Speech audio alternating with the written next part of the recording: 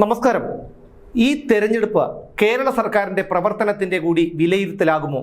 ചോദ്യം ചോദിച്ച മാധ്യമപ്രവർത്തകന് മുഖ്യമന്ത്രി വിജയൻ പിണറായിയിൽ നിന്ന് കണക്കിന് കിട്ടി. കേരള രാജ്യം ഭരിക്കുന്ന രാജാധിരാജൻ വിജയൻ പിണറായിയോട് ചോദ്യം ചോദിക്കുന്നു. നിങ്ങൾക്കിത്ര വിവരമില്ലാതായി പോയല്ലോ എന്നാണ് വിജയൻ പിണറായി ചോദ്യം ചോദിച്ച മാധ്യമപ്രവർത്തകനോട് ദേഷ്യപ്പെട്ടത്. തെരഞ്ഞെടുപ്പ് എന്നത് എന്താണെന്ന് ഇതേവരെ മനസ്സിലാക്കാൻ കഴിഞ്ഞിട്ടില്ലെങ്കിൽ താങ്കൾ എന്തൊരു മാധ്യമപ്രവർത്തകനാണ്? നിങ്ങൾക്ക് അതുപോലും മനസ്സിലാക്കാനാകുന്നില്ല എന്നല്ലേ അതിൻ്റെ അർത്ഥം? ഈ തെരഞ്ഞെടുപ്പ് എന്നത് രാജ്യത്തിൻ്റെ പ്രവർത്തനങ്ങൾ വിലയിരുത്താനുള്ളതല്ലേ? അതല്ലേ ഇതിൽ പ്രധാനമായിട്ടുള്ളത്? ആരെങ്കിലും ചോദിക്കുന്നത് കേട്ട് അതേപോലെ ചോദിക്കുകയാണോ വേണ്ടത്? നിങ്ങൾ ഇതിൽ സ്വയം ബുദ്ധി പ്രയോഗിക്കേണ്ടേ? അപ്പോഴല്ലേ ഇത് സംസ്ഥാന ഭരണത്തിൻ്റെ അല്ല കേന്ദ്ര ഭരണത്തിൻ്റെ വിലയിരുത്തലാണെന്ന് മനസ്സിലാക്കുക. ഇതായിരുന്നു മുഖ്യമന്ത്രിയുടെ പ്രതികരണം. എന്നാൽ ഇതിനെ രൂക്ഷമായി കളിയാക്കിക്കൊണ്ടാണ് പ്രതിപക്ഷ നേതാവ് VD സതീശൻ പ്രതികരിച്ചത്. ഒറ്റ സീറ്റ് പോലും കിട്ടില്ല എന്ന് ഉറപ്പായിരിക്കുമ്പോൾ തെരഞ്ഞെടുപ്പ് ഫലം സംസ്ഥാന സർക്കാരിൻ്റെ വിലയിരുത്തലാണോ എന്ന് ചോദിച്ചാൽ അദ്ദേഹം പൊട്ടിത്തെറിക്കുകയല്ലാതെ എന്തു ചെയ്യുമെന്നും സതീശൻ ചോദിച്ചു.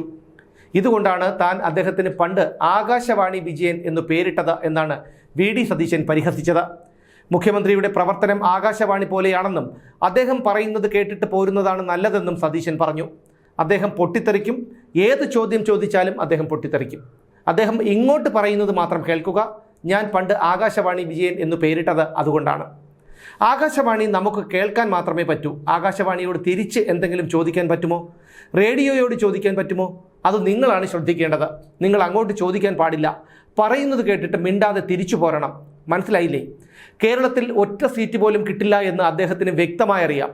അപ്പോൾ പിന്നെ നിങ്ങൾ സംസ്ഥാന സർക്കാരിൻ്റെ വിലയിരുത്തലാണോ എന്ന് ചോദിച്ചാൽ അദ്ദേഹം ചൂടാവുകയല്ലാതെ എന്തു ചെയ്യും? സംസ്ഥാന സർക്കാരിൻ്റെ വിലയിരുത്തലാണെന്ന് പറഞ്ഞാൽ തീർന്നില്ലേ? കഥ തീർന്നില്ലേ? ഇങ്ങനെയാണ് സതീശൻ്റെ പരിഹാസം. ഇതേസമയം തിരുവനന്തപുരം പാർലമെന്റ് മണ്ഡലത്തിൽ NDA സ്ഥാനാർത്ഥി രാജീവ് ചന്ദ്രശേഖർ വിജയിക്കുമെന്ന വിവരമാണ് ആഭ്യന്തര വകുപ്പിലെ അന്വേഷണ ഏജൻസികൾ പിണറായി വിജയന് നൽകിയിരിക്കുന്നത് എന്നാണ് അറിയുന്നത്. ഇത്തരത്തിലൊരു വിവരം ലഭിച്ചതോടെ തിരുവനന്തപുരത്ത് ക്രോസ് വോട്ട് ചെയ്യാൻ പാർട്ടി പ്രവർത്തകർക്ക് നിർദ്ദേശം നൽകി കഴിഞ്ഞു എന്ന വിവരവും ഇപ്പോൾ പുറത്തു വരുന്നുണ്ട്. ലോക്സഭാ തെരഞ്ഞെടുപ്പിൽ കേരളത്തിലെ 20 സീറ്റുകളിൽ 2 എണ്ണം BJPക്കും ബാക്കി 18 എണ്ണം LDFനും എന്നതാണ് CPM BJP അന്തർധാരയുടെ ഫോർമുല എന്ന ആരോപണം വീണ്ടും ശക്തമായി പറയുകയാണ് കോൺഗ്രസ് നേതാവും തൃശ്ശൂരിലെ UDF സ്ഥാനാർത്ഥിയുമായ K മുരളീധരൻ. തൃശ്ശൂർ, തിരുവനന്തപുരം മണ്ഡലങ്ങളാണ് ഡീൽ അനുസരിച്ച് BJPക്ക് ലഭിക്കുക. ബാക്കി 18 BJP LDFന് സഹായിക്കും. എല്ലാ കാര്യവും മുഖ്യമന്ത്രി പിണറായി വിജയൻ അറിഞ്ഞു മാത്രമേ ആ പാർട്ടിയിൽ നടക്കൂ. കരുവന്നൂർ ബാങ്കുമായി ബന്ധപ്പെട്ട് പിണറായി വിജയൻ തൃശ്ശൂർ CPM ജില്ലാ ഓഫീസിൽ വന്നതു തന്നെ ഡീൽ ഉറപ്പിക്കാനാണ്. അത് പലയിടത്തും കാണാം. CPMൻ്റെ പല പ്രമുഖരുടെയും അഭാവം തൃശ്ശൂരിൽ നിഴലിച്ചു കാണുന്നുണ്ട്. അതുതന്നെയാണ് ഏറ്റവും വലിയ തെളിവ്. കോൺഗ്രസിനെ നശിപ്പിക്കുകയാണ് ഈ ഡീലിൻ്റെ പ്രധാന ഉദ്ദേശം. നെയ്യപ്പം തിന്നാൽ രണ്ടുണ്ട് കാര്യം എന്ന് പറയുന്നത് പോലെ സ്വന്തം കേസുകളിൽ നിന്ന് ഊരുകയും ചെയ്യാം, കോൺഗ്രസിനെ ശരിയാക്കുകയും ചെയ്യാം. ഇതാണ് പിണറായിയുടെ BJP ഡീലിങ്സ് എന്നാണ് മുരളീധരൻ പറയുന്നത്.